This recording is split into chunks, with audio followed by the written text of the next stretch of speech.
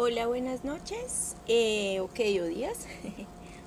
Bueno, continuando con el tema que estamos revisando, que es todo acerca de la presión arterial, pues viene un tema bien interesante que ya algunas personas me han mandado sus preguntas por correo, que es el control de la presión arterial. Entonces vamos a organizar este tema muy estratégicamente para que ustedes puedan comprenderlo un poco mejor.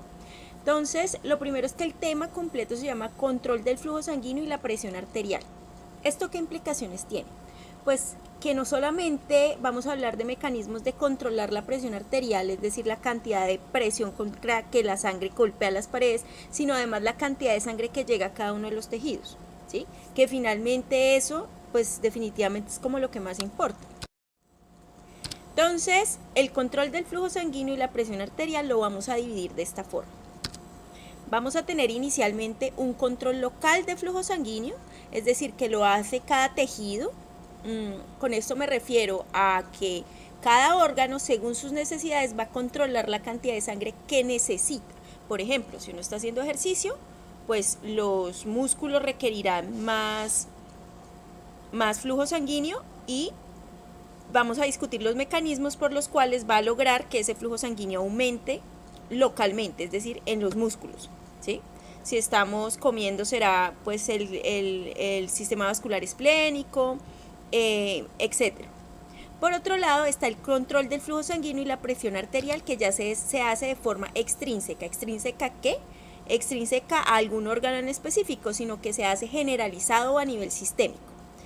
Para lograr un control de la presión arterial a nivel sistémico, pues hay dos mecanismos conocidos. El primero es a corto plazo, que dura de segundos a minutos, que lo hace el sistema nervioso autónomo. Es decir, si se te levantas rápido y se te baja la presión arterial, pues entonces el sistema nervioso simpático hace una descarga y hace que la presión se restablezca en cuestión de, repito, segundos o minutos.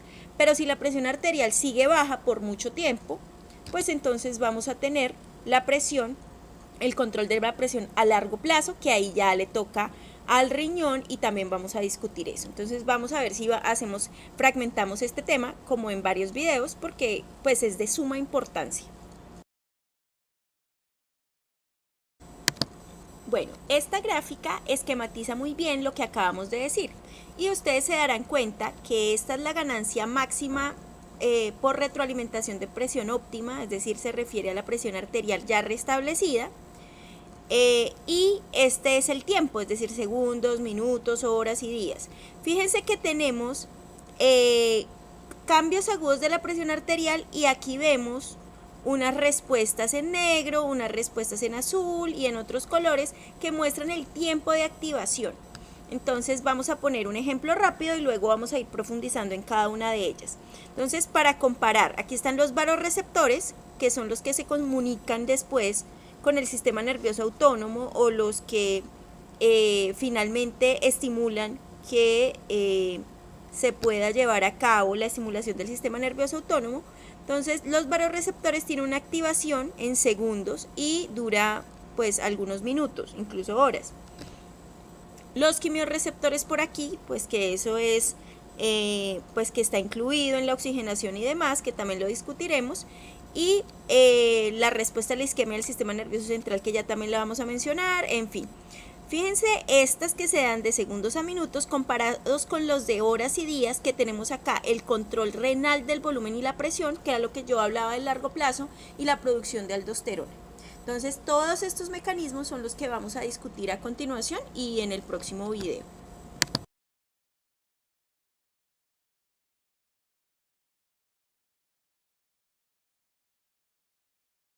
El objetivo de la regulación del flujo sanguíneo, pues ese es mantener un porcentaje de volumen minuto o de sangre muy estable, obviamente dependiendo de lo que yo les decía inicialmente, los requerimientos que tenga cada una de esas órganos. Pues bien, para ese control de flujo local, las protagonistas aquí sin duda son las arteriolas. Ya habíamos mencionado antes que las arteriolas son el punto de mayor resistencia, pero también son el sitio clave de la regulación de la resistencia periférica y de la presión arterial. ¿Por qué? porque ellas son las que deciden finalmente cuánta sangre pasa o no pasa a los capilares, y la sangre capilar es la que finalmente genera el intercambio. Entonces vemos en este cuadrito, que es de bases fisiológicas, el lecho vascular, ¿sí? Y el porcentaje de cuánto riego sanguíneo tiene más o menos en cada una de ellas. Vemos que uno de los más irrigados, siempre hemos dicho, es el riñón. Aquí aparece como un 20%, los otros libros pueden diferir un poco. Miremos otro cuadro, por ejemplo porcentaje de gasto cardíaco, mililitros por minuto por peso. Esta es mi medida, favorita, porque le deja uno más claro por 100 gramos de peso cuánta sangre realmente está llegando, y uno ahí ya puede ver la diferencia. Y fíjense en los riñones, 360 mililitros por minuto por 100 gramos de peso.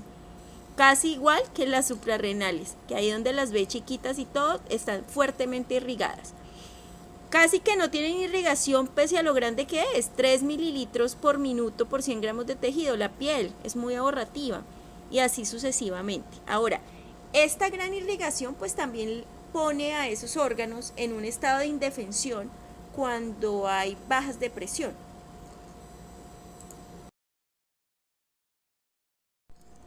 Ok, entonces ya que hemos explicado todas estas cosas, pues entonces vamos a iniciar con el control del flujo sanguíneo local. El control del flujo sanguíneo local, básicamente la idea es modular la resistencia. ¿De quién? Pues de las arteriolas.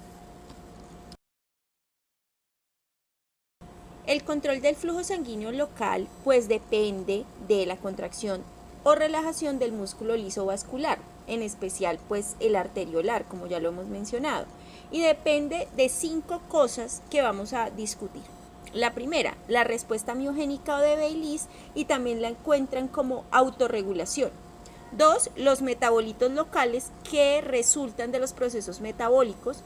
3, los autocoides. 4, factores físicos locales. Y 5, secreción de sustancias endoteliales. Veamos pues cada una de estas. Muy bien, entonces la primera era autorregulación miogénica o de Baylis.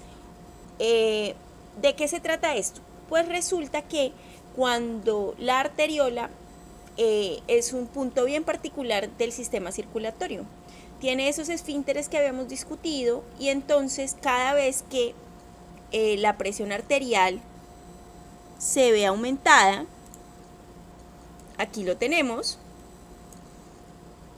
entonces la arteriola pues posiblemente vaya a haber un aumento de flujo, ¿cierto? Porque si aumenta la presión arterial, quiere decir, y la arteriola no ha modificado su diámetro, pues quiere decir que el volumen ha aumentado, y eso va a llevar a aumentos del flujo sanguíneo.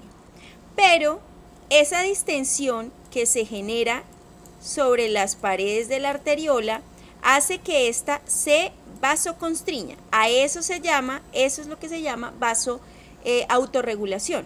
Una vasoconstricción relacionada con el aumento de la presión arterial.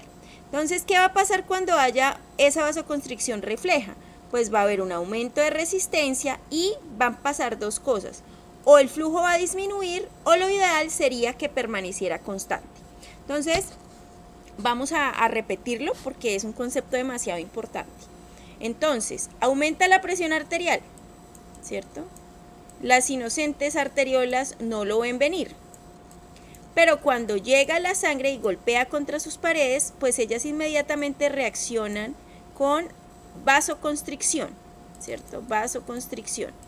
Esa vasoconstricción lo que hace es que al disminuir el espacio, pues entonces el flujo permanece constante o disminuye, ¿sí? ¿Para qué hace esto la arteriola?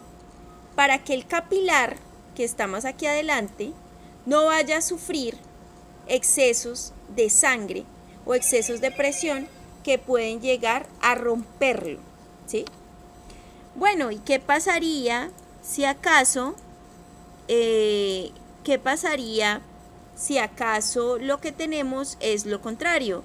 Es decir, que vamos a tener una baja de presión arterial. ¿Cómo funcionaría la cuestión de la autorregulación? Entonces la arteriola lo que haría sería vasodilatarse, ¿sí? ¿Para qué? Para que el flujo permaneciera constante lo más posible. ¿Sí? A eso se le llama autorregulación. Entonces fíjense que cuando bajo la presión, aquí la resistencia disminuyó para que el flujo permaneciera constante. Si hubiera aumentado la presión arterial, entonces recuerden, lo contrario, aumenta la resistencia, siempre esperando que el flujo permanezca constante. ¿Sí? ¿Hacia dónde? Pues hacia los inocentes capilares que no tienen capa muscular que los proteja. La primer forma de realizar control local, ¿no? Entonces con la autorregulación. Pero hay otras formas. Entonces resultan de los metabolitos locales. Entonces, ¿qué pasa? Voy a poner el ejemplo con el músculo estriado porque es mucho más fácil. De hecho, esta grafiquita feíta y viejita que tenemos aquí es una gráfica clásica de Gayton que muestra el flujo sanguíneo, ¿sí? Y el tiempo en un periodo de ejercicio intenso, ¿sí? Si vemos, aquí está el flujo sanguíneo base en reposo y ¿qué va pasando? Que va aumentando el flujo, ¿sí? En la pantorrilla de una manera casi que exponencial, impresionante hasta que llega a este punto. Entonces, a este comportamiento digamos que hay muchas variables, incluido la autorregulación que tienen que ver, pero miremos este de los metabolitos locales. Entonces, ¿qué pasa? Cuando un órgano como un músculo estriado empieza a hacer muchísimo ejercicio, pues entonces es lógico que se empiecen a gastar ATPs. Cuando se gastan ATPs, pues quedan fosfatos y ADPs acumulados y eso parece generar una vasodilatación, así como también las acumulaciones de adenosina, ¿sí? Que en el músculo, en las arterias coronarias producen una fuerte vasodilatación protectora, en el músculo estriado algo similar. Las acumulaciones de CO2, el CO2 es un fuerte vasodilatador periférico, excepto en el pulmón, crea vasodilatación en todas partes, incluido el cerebro, excepto en el pulmón, repito, excepto en el pulmón. El CO2 también es un fuerte vasodilatador. El hecho de que haya hipoxia, es decir, bajo contenido de oxígeno en ese tejido, también genera vasodilatación, la acumulación de hidrogeniones que llevan al paciente a sobrepasar su límite anaeróbico, es decir, el límite donde ya se ha gastado toda la energía glucolítica que tenía.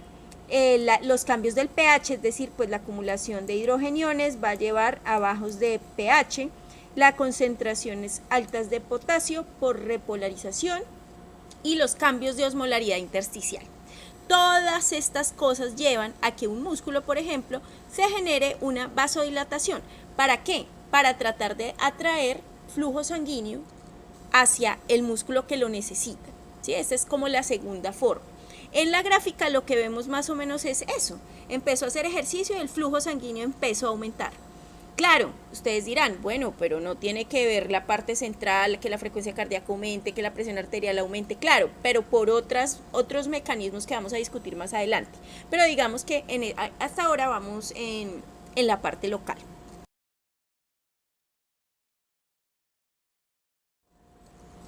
Bueno, continuando con la segunda parte o el segundo método, que son los metabolitos locales, pues los metabolitos locales están muy relacionados con un concepto que se llama hiperemia activa o funcional. Si vemos en la gráfica, tenemos un vaso sanguíneo totalmente normal, ¿cierto? Arteriola, red capilar, etc. Cuando hay hiperemia activa, fíjense lo que pasa.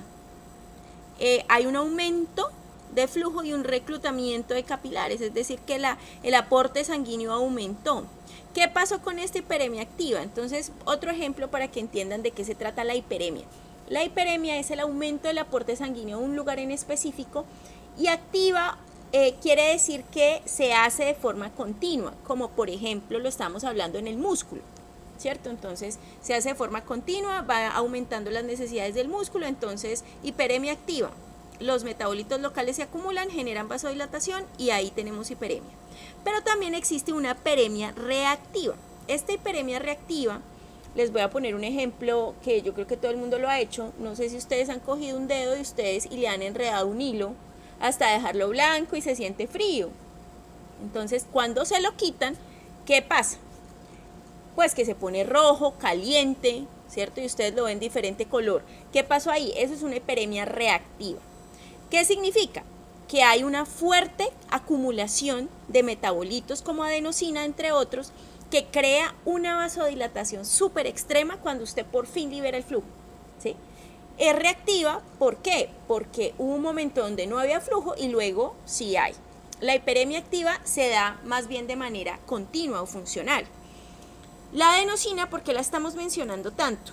Porque es de suma importancia, sobre todo en las actividades que tiene a nivel miocárdico, en la isquemia miocárdica. Cuando hay hipoxia miocárdica, hay una acumulación de metabolitos locales exactamente igual que en el dedo, pero aquí también hay una acumulación de adenosina, que es un fuerte vasodilatador que puede generar que las coronarias, digamos, tengan un poquito más de tiempo mientras se genera un tratamiento adecuado.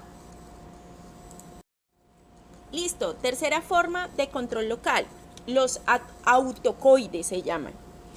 Promueven la formación de uniones gap entre las células venosas, ¿sí? Y también algunos están implicados en mecanismos de la inflamación.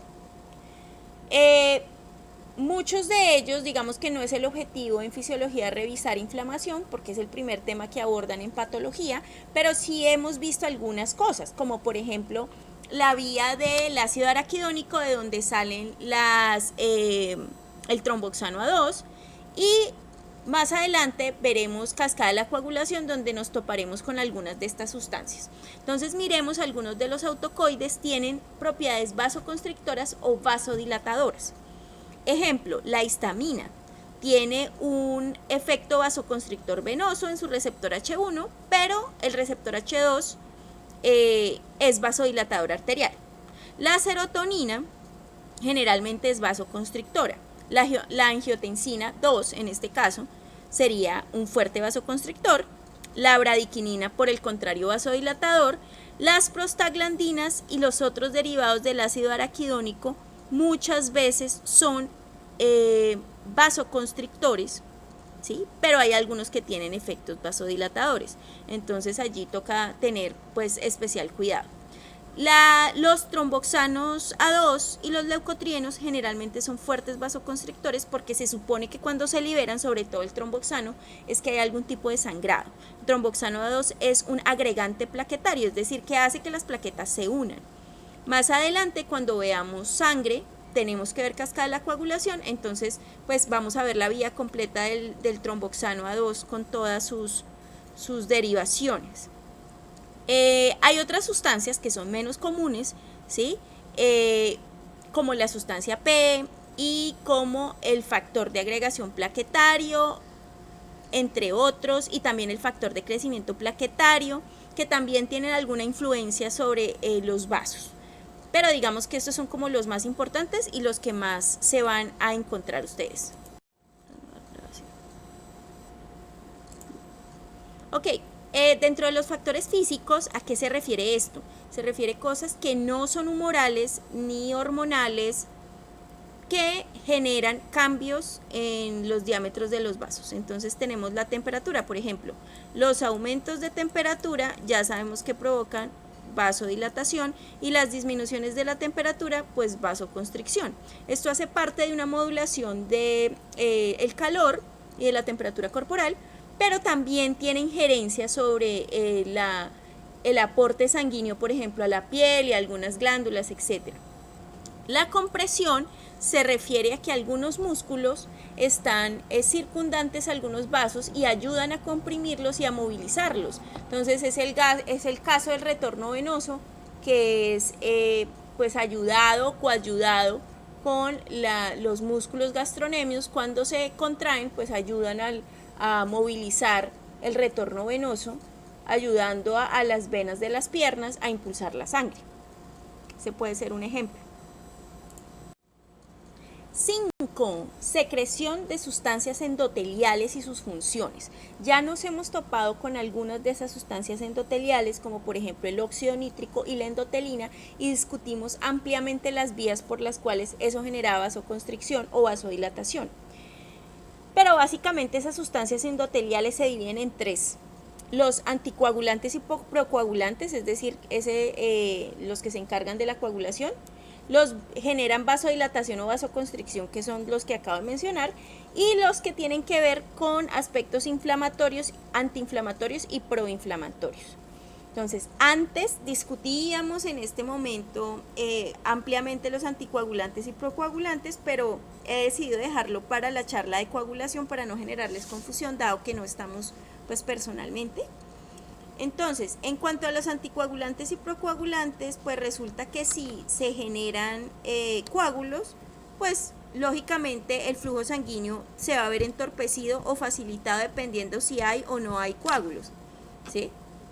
Eso lo discutiremos pues más adelante.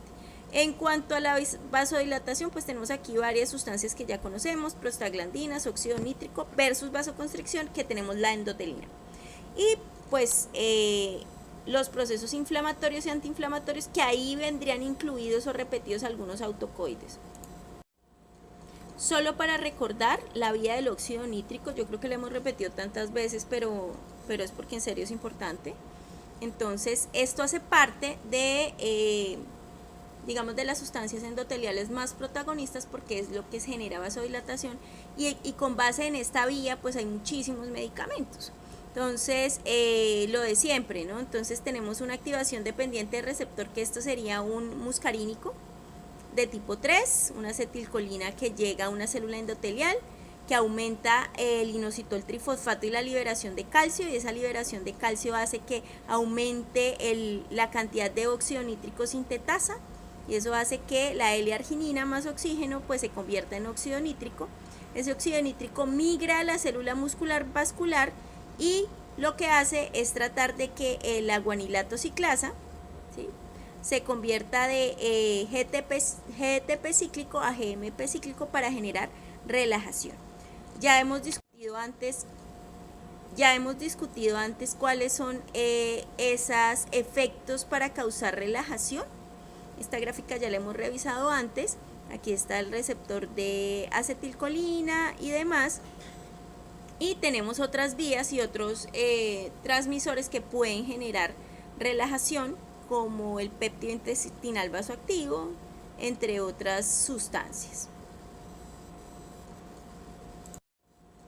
Esta vía ya la hemos revisado antes, ¿no? Aquí tenemos la célula endotelial y tenemos el músculo liso, simplemente lo estamos recordando porque recuerden que para poder lograr el control del flujo y poder cerrar o abrir la arteriola, pues esa arteriola, ese músculo tendrá todos estos receptores, esta célula muscular, receptores para tromboxano A2, receptores de histamina, receptores de endotelinas, también es susceptible de despolarizaciones dependientes de canales de calcio dependientes de voltaje, etc. O sea, la contracción del músculo liso que busca aumentar la MLSK para aumentar la contracción muscular y la liberación de calcio que se une a la calmodulina, igual que siempre. Recordarles la presencia de las fosfodiesterasas, ¿no?, que son las que desactivan el GMP cíclico. Sin ellas, esta relajación se hace casi que eterna, ¿no?, porque el GMP cíclico lo que hace es producir fosfoquinasas que fosforilan los receptores de repolarización, ¿cierto?, los aceleran y disminuyen la entrada de calcio, ¿no? Entonces disminuyen la entrada de calcio y eso pues genera relajación, ¿verdad? Un paciente que ha tomado inhibidores de la fosfodiesterasa, ¿cierto?, como sildenafilo, le pone nitratos, es decir, que finalmente se convierte en óxido nítrico, pues perpetúa esta vía eternamente y el paciente puede morirse de un shock hipotensor severo. Además del efecto parasimpático que acabamos de revisar, obviamente deben retomar la estimulación simpática arteriolar que se da a través del sistema simpático, porque digamos que también es músculo liso y tendrá muchos receptores de tipo alfa 1, ¿cierto? Habrán muchos abundantes y allí el sistema simpático tiene neurotransmisores que serían en este caso noradrenalina y se generaría una fuerte vasoconstricción, ¿sí? ¿Tenemos otros receptores en el sistema vascular? La respuesta es sí, pero en menor cantidad. Los más importantes son los alfa 1. Acuérdense que es un receptor asociado a proteína G, que lo que hace es estimular la entrada de calcio, de los receptores de calcio, y estimular la repolarización y el flujo de calcio para que la contracción se dé más rápido.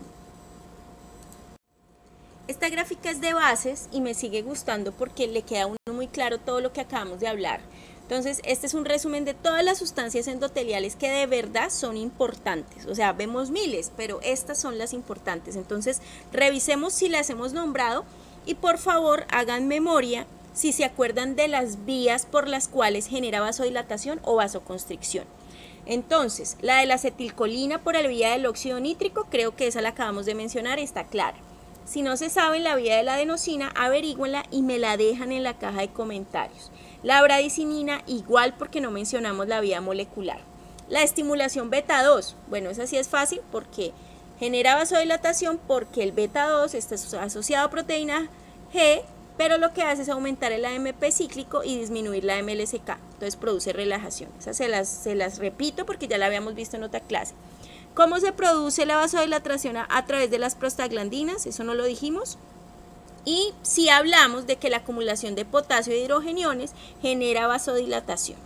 Igual que el PNA, que en este caso sería péptido natriurético auricular, que lo vamos a ver más adelante en otro video. De los vasoconstrictores, conocemos casi todos. Entonces, el alfa 1, ya dijimos, ¿no? Estimulación simpática, asociado a proteína G, etc. Aumento de liberación de calcio, en fin. La endotelina, también la revisamos. Estaba en una gráfica, si no se acuerdan, devuelvan el video y está en la gráfica donde está el tromboxano A2, que ambos son dos receptores cercanos y ahí está perfectamente descrita la vía. La serotonina, HAD o HAD, que aparece aquí, es vasopresina. La vasopresina tiene un receptor que se llama B1 y más adelante lo vamos a necesitar. Entonces, por favor, repásenlo, revísenlo, a ver qué hace. Les soplo, genera fuerte vasoconstricción aumentando el IP3. Y la última que vimos, que es la autorregulación miogénica, que fue la primera que les expliqué, ¿cierto? La autorregulación miogénica que produce vasoconstricción. También genera un poco de vasodilatación, pero el efecto más importante es el vasoconstrictor. Bueno, para terminar y para que no sientan que a veces uno aprende cosas que no va a utilizar, pues resulta que esas vías moleculares en las cuales yo insisto tanto, pues son muy necesarias para que ustedes entiendan la base del tratamiento de algunos medicamentos para pacientes que definitivamente van a depender de ustedes. El ejemplo de esto es el Bosentan. El Bosentan es un inhibidor de la vía de las endotelinas, es una cosa súper interesante. ¿A quién se le da? A los pacientes con severa hipertensión pulmonar, esa gente no puede ni respirar. Tiene incluso presiones pulmonares más altas que las sistémicas, ¿pueden creer eso? Entonces lo que hace el Bosentan es producir relajación vascular pulmonar y permitir el flujo sanguíneo para que el oxígeno pueda ser transportado. Entonces ahí está, el Bosentan lo que hace es inhibir la vía de las endotelinas para que la contracción tan fuerte que se da pues disminuya, por lo menos en esta vía. Bueno, para que no quedara tan largo, entonces voy a dejar este video hasta aquí y en el próximo video entonces vamos a atacar el control del flujo sanguíneo de la presión arterial extrínseca.